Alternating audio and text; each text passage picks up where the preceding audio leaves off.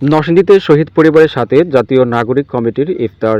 নরসিংদী প্রতিনিধির পাঠানো তথ্য চিত্রে দেখুন বিস্তারিত।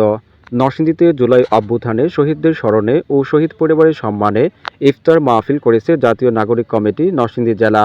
বুধবার 12 মার্চ নরসিংদী শিশু একাডেমি মিলনায়তনে জাতীয় নাগরিক পার্টির কেন্দ্রীয় সংগঠক উত্তরাঞ্চল অ্যাডভোকেট শিরিন আক্তার শেলির সভাপতিত্বে ইফতার ও দোয়া মাহফিলে প্রধান অতিথি হিসেবে উপস্থিত ছিলেন জাতীয় নাগরিক পার্টির কেন্দ্রীয় যুগ্ম আহ্বায়ক সারোয়ার তুষার, জাতীয় নাগরিক কমিটি নরসিংদী জেলা সংগঠক সাইদুল ইসলাম রাকিব ও এম আর ফারাবী এর সঞ্চালনায় ইফতার ও দোয়া মাহফিলে বিশেষ অতিথি হিসেবে উপস্থিত ছিলেন জাতীয় নাগরিক পার্টির কেন্দ্রীয় সদস্য আবদুল্লাহ হিল মামুন, কেন্দ্রীয় যুগ্ম সদস্য সচিব ফরিদুল হক, কেন্দ্রীয় সংগঠক দক্ষিণাঞ্চল ফয়সাল আহমেদ ও নরসিংদী নাগরিক কমিটির সংগঠক আওলাদ হোসেন জনি।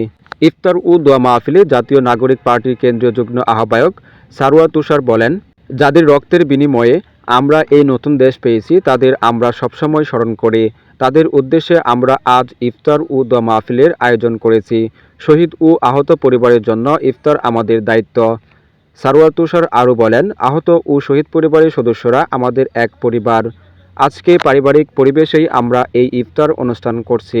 এ সময় উপস্থিত ছিলেন জাতীয় নাগরিক কমিটির নরসিংদী সদস্য রাফসান, আকিব, সজীব, তমাল, ইদ্রিস, ফখরুল, মিনহাজ, নাইম, আশরাফুল, উৎস, আলবি, তারেক, সামি, তাহসান, আলবি, শাহজালাল, নাদিম, মিম, সজীব, সৈকত, দীপ্ত, রিফাত ও আরিফুল প্রমুখ।